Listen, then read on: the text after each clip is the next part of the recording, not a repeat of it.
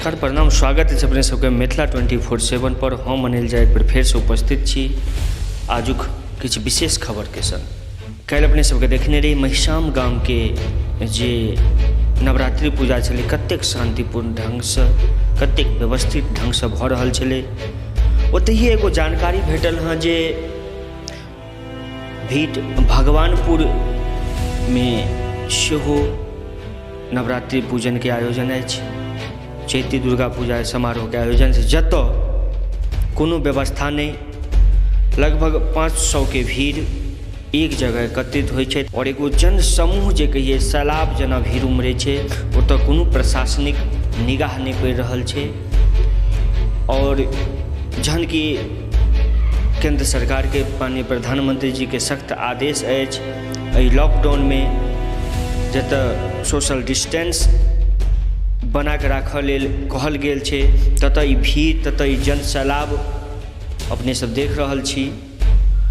एहन तरह के नहीं हेबाक चाही जतऽ पूरा लॉकडाउन के माहौल छै और सख्त कानूनी निर्देश छै जे कतौ भी 102 आदमी के बीच में सोशल डिस्टेंस हेबाक चाही। ततऽ एहन तरह के जन सैलाब छै, एहन तरह के भीड़ छै, अहाँ कल्पना कऽ सकै छियै अगर एकोटा संक्रमित एहि महामारी के संक्रमित व्यक्ति ओहि बीच में हेथिन तऽ कल्पना करियौ जे कतेक ई महामारी फैलतै से हम अहाँ ओकर अंदाज नहीं लगा सकै छी और एहि प्रकोप कते विकराल रूपी प्रकोप धऽ लेतै तकर अंदाज हम अहाँ नहीं लगा सकै छी।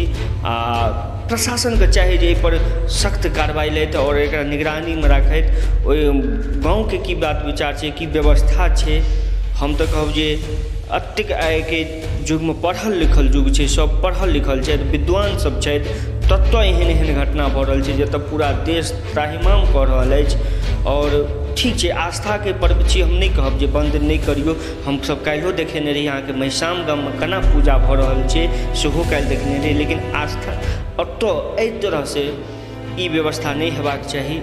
आ प्रशासनिक कार्रवाई हम कहब जे प्रशासन अगर देखै छै तऽ ओहि पर मने रोक लगेथुन ताहिसँ कि पूरा बिहार पूरा देश सुरक्षित रहे से काज करी। आजुक लेल बस एतबी, पुनः एक बेर फेर से उपस्थित हैब, ताबत तक के लेल धन्यवाद नमस्कार।